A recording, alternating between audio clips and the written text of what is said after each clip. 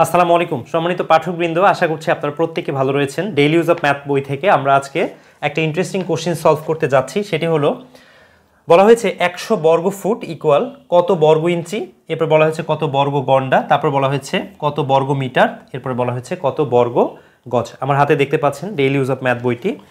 এটির first addition আপনারা 31 নম্বর পেজে গেলে এই এক্সাম্পলটা পেয়ে যাবেন, ঠিক আছে? তো আমাদের এটা মূলত ক্ষেত্রফল ও আয়তন সমাচারের ক্যাটাগরির মধ্যে আজকের এই আলোচনাটা পড়বে। 100 বর্গ ফুট এর মানে কি বলুন তো? অর্থাৎ ধরুন একটা জমি এরকম আছে, একটা জমি, যে জমিটা বর্গাকার আমরা ধরে নিলাম বা আয়তাকারও ধরতে পারি। এই সাইডে হচ্ছে 10 ফিট এবং এই সাইডে হচ্ছে 10 ফিট, অর্থাৎ দৈর্ঘ্য এবং প্রস্থে আমরা যদি 10 এবং 10 ফিট করে ধরি, তাহলে এই যে ক্ষেত্রফলটা আছে তার এই পুরো ক্ষেত্রফলটা হবে 100 স্কোয়ার ফিট, তাই না? Square feet. এই পুরো ক্ষেত্রফলটা হচ্ছে 100 বর্গ ফুট। এখন বলা হয়েছে যে এটাকে আমরা 100 বর্গ ফুট না বলে যদি ইঞ্চিতে কনভার্ট করে বলি, তাহলে এটা কত বর্গ ইঞ্চি হবে। আবার যদি আমরা বর্গ ফুট না বলে আমরা যদি বলি বর্গ গন্ডা, তাহলে কত বর্গ গন্ডা হবে। আবার আমরা যদি বলি যে এই ক্ষেত্রফলটি কত বর্গ মিটার, তাহলে সেটি কত হবে, সেই মানটি কত হবে। আবার এই 100 বর্গ ফুটকে আমরা যদি বর্গ গজে কনভার্ট করি, তাহলে কত বর্গ গজ হবে। বুঝতে পেরেছি? আচ্ছা, আমরা এই কোশ্চেনটাকে অন্যভাবে একটু অ্যানালাইজ করতে পারি। ধরুন যে এই ক্ষেত্রফলটাতে 100টা 1 স্কোয়ার ফিটের 100টা টাইলস প্রয়োজন। অর্থাৎ 100 বর্গ ফুট মানে কি, 1 বর্গ ফুটের অর্থাৎ চতুর্পাশে দৈর্ঘ্য এবং প্রস্থ যদি 1 ফিট করে হয়, তাহলে 100টা টাইলস এই স্থানটাতে স্থাপন করা যাবে। ওকে, এখন আমরা যদি 1 বর্গ গজের টাইলস স্থাপন করতে চাই, তাহলে কতটি টাইলস প্রয়োজন হবে। যদি আমরা 1 বর্গ মিটারের টাইলস স্থাপন করতে চাই, তাহলে কতটি টাইলস প্রয়োজন হবে। যদি আমরা 1 বর্গ গন্ডার টাইলস স্থাপন করতে চাই, তাহলে কতটি টাইলস প্রয়োজন হবে। আবার আমরা যদি 10 বর্গ ইঞ্চির টাইলস স্থাপন করি, বা ধরা যাক যে দৈর্ঘ্য প্রস্থ 10 বাই 16 বর্গ ইঞ্চি, এরকম যদি হয় যে দৈর্ঘ্যে হচ্ছে 16 ইঞ্চি আর প্রস্থ হচ্ছে 12 ইঞ্চি, যদি এরকম টাইলস স্থাপন করতে চাই, তাহলে কতটি টাইলস প্রয়োজন হবে। এই যে টাইলসের হিসাবগুলো আপনাদেরকে বললাম, এইটা যে কথা, এই ম্যাথটা এইভাবে থাকাও একই কথা। বুঝতে পেরেছি? চলুন আমরা এখন সমাধানে চলে যাই। দেখুন, আপনাদের সামনে যদি বইটা থাকে, আমি আশা করি আপনাদের সকলের কাছেই বইটা রয়েছে, বিকজ সম্মানিত পাঠক আপনারা যারা রয়েছেন তাদের উদ্দেশ্যেই ডেডিকেশন নিয়ে কিন্তু আমি এই ক্লাসগুলো নিচ্ছি। একদম বইটা আমার ইচ্ছা হলো ধরে ধরে আপনাদেরকে পেজ বাই পেজ শেষ করে দেয়া, ঠিক আছে? আপনারা যারা জব প্রত্যাশী ভাইপুরা আছেন, আশা করছি আপনাদেরও বেসিকটা স্ট্রং হয়ে যাবে। চলুন আমরা আমাদের সমাধানে চলে যাই। এখানে বলা হচ্ছে 100 বর্গ ফুট। আমরা কি ফার্স্টে করব কি, আমাদের টার্গেট হচ্ছে বর্গ ইঞ্চিতে নিয়ে যাওয়া। তো আমরা কি করব, 100 বর্গ ফুট। আপনারা এই ক্ষেত্রফল আয়তন সমাচারের একটু পূর্বে যদি যান, এটা হচ্ছে দেয়া আছে 28 নম্বর পেজে এবং এটি দেয়া আছে 26 নম্বর পেজে। এখানে আমার নিজস্ব একটা টেকনিক রয়েছে, যে ফারুকি টেকনিক, রূপান্তর সংক্রান্ত ফারুকি টেকনিক। আমরা একদম সহজভাবে এই কনভার্সনগুলো করতে পারি, এই রূপান্তরগুলো আমরা ইজিলি করতে পারি। দেখুন, 100 বর্গ ফুট যদি থাকে, তাহলে আমরা কি করব, এই 100কে অবস্থায় রাখবো। গুণন আমরা বলতে পারি না যে 1 বর্গ ফুট, এটা বলা যায় 100 গুণন 1 বর্গ ফুট, ডেফিনেটলি বলা যায়। আচ্ছা, এখন আমরা কি করব, এই 100কে এই অবস্থায় রেখে দিব। এই যে 1 বর্গ ফুট আছে না, এই 1 বর্গ ফুটকে আমরা বলবো যে 1 ফুট, 1 ফুট গুণন হচ্ছে 1 ফুট। বলুন তো, যদি কোনো কিছুর বর্গ থাকে এক্স স্কোয়ার, মানে কি এক্স এর বর্গ, এর মানে কি দুটো এক্স একসাথে গুণাকারে আছে, তাই না? তাহলে যদি 1 বর্গ ফুট বলা থাকে, এর মানেই হলো 1 ফুট গুণন 1 ফুট। সো দ্যাট আমরা বলতে পারি যে 100 গুণন, বলুন তো এই 1 ফুট থেকে আমাকে এখন কিসে যেতে হবে, আমাকে যেতে হবে ইঞ্চিতে, তাই না? ইঞ্চিতে যেতে হবে। আমরা তো ইজিলি জানি যে 1 ফুট ইকুয়াল 12 ইঞ্চি। এটা আমরা কোথায় জেনেছি, ওই যে দৈর্ঘ্য প্রস্থ উচ্চতা সংক্রান্ত যে প্রথম আলোচনা আছে, আপনারা প্লেলিস্টে যাবেন, ডেইলি ইউজ অফ ম্যাথ প্লেলিস্টে অথবা পরিমাপ প্লেলিস্টে গিয়ে দেখবেন যে ওখানে প্রায় অলমোস্ট 57 মিনিট থেকে 1 ঘন্টার একটা ক্লাস রয়েছে। সেখানে আমি একদম ধরে ধরে দেখিয়েছি মাইল, কিলোমিটার, সেন্টিমিটার, মিলিমিটার, গজ, ইঞ্চি, এগুলোর মধ্যে ফুট, এগুলোর মধ্যে কীরকম সম্পর্ক রয়েছে।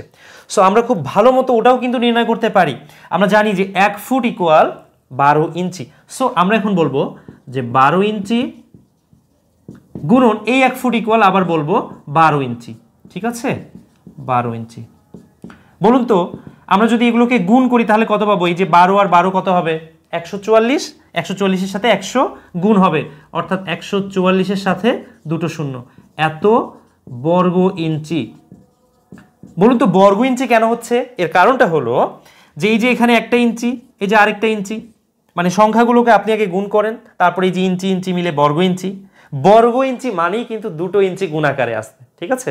বর্গ কি ক্ষেত্রফলের একক না? ক্ষেত্রফলের সাথে কি আছে? দৈর্ঘ্য গুণন প্রস্থ আছে। তো তাই আমরা বলছি যে 14,400 বর্গ ইঞ্চি, অর্থাৎ আমরা বলতে পারি যে 100 বর্গ ফুট ইকুয়াল 14,400 বর্গ ইঞ্চি। এখন আপনারা হয়তো বা অনেকেই ভাবছেন যে স্যার আমি তো বা ভাই আমি তো এটাও শিখেছি যে 1 বর্গ ফুটে কত বর্গ ইঞ্চি হয়। হ্যাঁ, অবশ্যই এটা আছে, আমরা জানি 1 বর্গ ফুট ইকুয়াল 144 বর্গ ইঞ্চি। সো আমরা ওইটাও অ্যাপ্লাই করতে পারতাম। চলুন আমরা এটা দেখি। দেখুন এখানে এই যে 1 বর্গ ফুট আছে, 1 বর্গ ফুট আছে, আমরা যদি এখান থেকে এইভাবে করে ক্যালকুলেশনটা করতাম যে 100 গুণন 1 বর্গ ফুট ইকুয়াল কত বর্গ ইঞ্চি। আমরা 1 বর্গ ফুট ইকুয়াল জানি যে 144 বর্গ ইঞ্চি। আপনার যদি এই মানটা মনে থাকে আপনি ইজিলি এটা অ্যাপ্লাই করতে পারবেন। এখান থেকেও আপনি কিন্তু একই মান পেয়ে যাবেন, এই যে 14,400 এত বর্গ ইঞ্চি। দারুণ না বিষয়টা? সো আমরা যে কোনোভাবেই কিন্তু আমাদের রূপান্তরগুলো করতে পারবো। আশা করছি বুঝতে পেরেছেন। 1 নম্বরটা ডান। এরপরে চলুন আমরা 2 নাম্বারটা করে ফেলি। বলেছে কত বর্গ গণ্ডা। আপনি যদি ম্যাথমেটিক্সের অ্যালগোরিদমটা বুঝে যান একবার, তাহলে কিন্তু আপনার কাছে প্রত্যেকটা বিষয় না লুপের মতো মনে হবে, মানে চেইনের মতো মনে হবে, একটার সাথে আরেকটা বাধা, একই নিয়মে বাধা।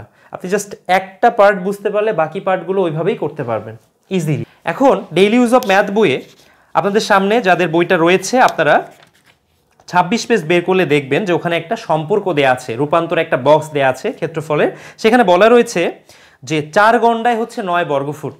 আমরা যদি এই ক্যালকুলেশনটা করে ফেলি যে 4 গণ্ডা ইকুয়াল হচ্ছে 9 বর্গ ফুট, ঠিক আছে?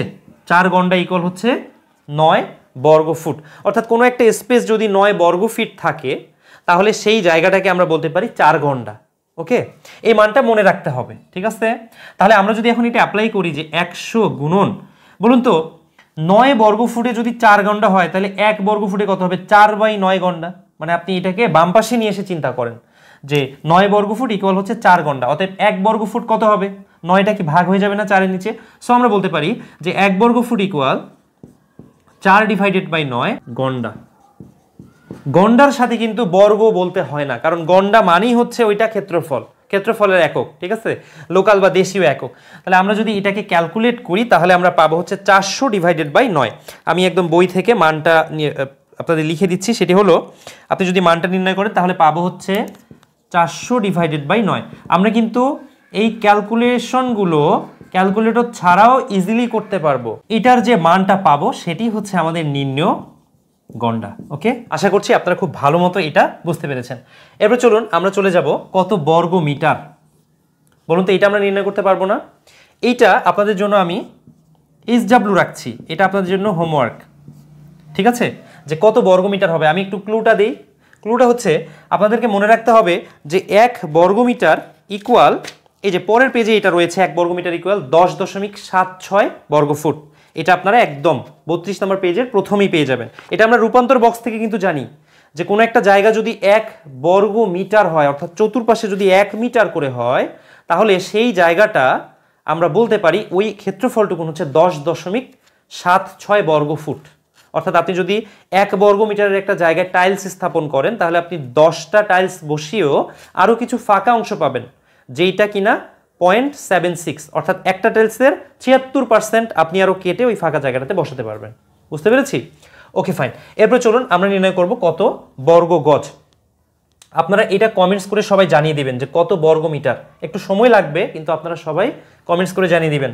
অবশ্যই বই থেকে দেখে আনসারটা বসাবেন না, ঠিক আছে? এটা আপনাদের উপর রিকোয়েস্ট। আর যারা এই কাজটা করতে চান তাদের উদ্দেশ্যে হোমওয়ার্ক হচ্ছে, এখানে 100-র জায়গায় ধরুন দেয়া আছে যে 55 বর্গ ফুট, 55 বর্গ ফুট ইকুয়াল কত বর্গ মিটার। এটা আপনারা করে কমেন্টস করে জানিয়ে দিবেন।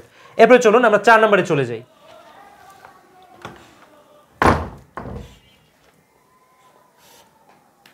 আমাদের 4 নম্বরে বলেছে যে 1 বর্গফুট ইকুয়াল কত বর্গ গজ, তাই না? কত বর্গ গজ। তাহলে আমরা এখান থেকে অগ্রসর হব, আমরা বলবো যে 100 গুণন, আমরা বলবো এখানে 1 বর্গফুট মানে কি 1 ফুট গুণন হচ্ছে 1 ফুট। দেখুন এই যে 100 গুণন, বলুন তো 1 গজে কত ফুট হয়?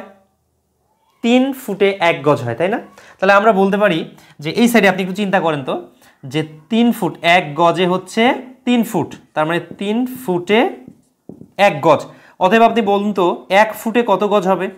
1 ফুট ইকুয়াল কি 1 ডিভাইডেড বাই 3 গজ, তাই না? তার মানে 1 ফুট ইকুয়াল 1 ডিভাইডেড বাই 3 গজ, অর্থাৎ 1 ফুটের রিপ্লেসমেন্টে আমরা বসাতে পারবো 1 ডিভাইডেড বাই 3 গজ, অর্থাৎ 1 গজের 3 ভাগের 1 ভাগই তো 1 ফুট, তাই না? Okay fine. অনুরূপভাবে আমরা 1 ফুটের রিপ্লেসমেন্টে আবার বসাতে পারবো না 1/3 গজ। এই টেকনিকটা কিন্তু অনেক হেল্পফুল। আপনাকে যদি আয়তনে বলা থাকে যে কত ঘন ফুটে 1 হচ্ছে ঘন ফুট ইকুয়াল কত ঘন গজ, তখন আপনি কি করবেন? এইভাবে করে ঘন ফুট থাকলে ফুট গুণন ফুট গুণন ফুট, অর্থাৎ 1 ফুট গুণন 1 ফুট গুণন 1 ফুট, আপনি জাস্ট রিপ্লেসমেন্ট করে বসাই দিবেন 1 ফুটের রিপ্লেসমেন্টে 1/3 গজ, ঠিক আছে? আচ্ছা, তাহলে এখন আমরা এটাকে গুণ করলে কত পাবো? 100 ডিভাইডেড বাই কত পাবো? 9 গজ। এই মানটা আমরা যদি নির্ণয় করি তাহলে অলমোস্ট 11-র একটু বেশি পাবো, তাই না? আমরা এটা ম্যানুয়ালি ক্যালকুলেট করতে পারি, আপনাদেরকে একদম এক্সাক্ট মানটা বলছি, এটা আসবে হচ্ছে 11.111 11.111 বর্গ গজ। দেখুন তো এখানে দুটো গজ রয়েছে না, এই যে গজ এবং গজ, এই জন্য আমরা এই জায়গায় লিখবো বর্গ গজ, ঠিক আছে? এখন আপনারা অনেকে হয়তো ভাবছেন যে এইটা কিভাবে আসলো। দেখুন আমরা তো ডেইলি ইউজ অফ ম্যাথের অ্যাপ্লিকেশন করছি এই পার্টটাতে, তাই না? এই বইটার একটা অধ্যায় রয়েছে যে ক্যালকুলেটর ছাড়া সমাধান কৌশল, ওই অংশটাতে আমি না হয় এই ক্যালকুলেশনগুলো ক্যালকুলেটর ছাড়া আপনাদেরকে করিয়ে দিব।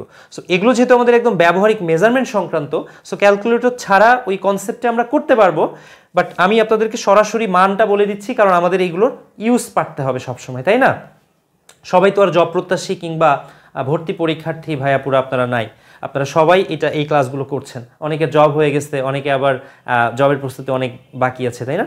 সো ক্যালকুলেটর যাদের ইউজ করার পারমিশন আছে, অবভিয়াসলি আমরা ক্যালকুলেটর ইউজ করে এগুলো করতে পারবো। আচ্ছা, তাহলে আমরা পেয়ে গেলাম কি যে 1 বর্গফুট ইকুয়াল হচ্ছে কত বর্গ গজ? 11.111 বর্গ গজ। এখন দুঃখজনক বিষয় হলো যে আপনারা অনেকেই হয়তোবা এই মানগুলো মুখস্থ করার চেষ্টা করে থাকেন, যে আসলে মুখস্থ করি। দেখুন সব কিছু কিন্তু মুখস্থ করতে হবে না। ওই যে একটু আগে আমরা বললাম যে 4 ঘন্টা ইকুয়াল 9 বর্গ ফুট, আপনাকে এইটা মনে রাখতে হবে, ঠিক আছে? এটা মনে রাখতে হবে। আর মনে আপনি রাখছেন একদম অন্ধভাবে, জাস্ট মুখস্থ করছেন জেনারেল নলেজের মতো, এই কাজ কি করলে হবে? ম্যাথমেটিক্সে এই কাজ করা যাবে না। জাস্ট একটু উপলব্ধি করার চেষ্টা করতে হবে যে আচ্ছা 9 বর্গ ফিট, তার মানে কি 1 বর্গ ফিটের একটা টাইলস যদি হয় এরকম 9টা টাইলস মিলে যে জায়গাটা, সেইটা হচ্ছে অলমোস্ট 4 বর্গ গন্ডা, ঠিক আছে? তারপর আবার 100 বর্গ ফুট, 100 বর্গ ফুট, তাই না? চতুর্পাশে 10 ফিট 10 ফিট করে, এই জায়গাটা আপনি যদি বর্গ গজে কনভার্ট করেন তাহলে চলে আসবে 11.111 বর্গ গজ। অর্থাৎ ওই যে কাপড় যেখানে সেলাই করানো হয় টেইলার্সে, সো ওইখানে আপনার যে লম্বা যে দণ্ডগুলো থাকে ওগুলো অলমোস্ট 1 গজ থাকে, তাই না? আমরা গজে কাপড় কিনে থাকি, তো ওই গজ যে দণ্ডটা আছে সেইটা দিয়ে অলমোস্ট 11 সামথিং হবে এই যে দৈর্ঘ্য এবং প্রস্থে। তো এই ছিল আজকে আমাদের সংক্ষিপ্ত আলোচনা। সবার প্রতি শুভকামনা রেখে এখানে আজকে আমাদের ক্লাসটা শেষ করছি। ডেইলি ইউজ অফ ম্যাথ বইটি সবাই সংগ্রহে রাখুন, যারা এখনো সংগ্রহ করতে পারেননি ডেসক্রিপশনে লিঙ্ক থেকে ইজিলি সংগ্রহ করে নিতে পারবেন। বেস্ট উইসেস ফর অল, দেখা হবে আগামী ক্লাসে। শুভকামনা।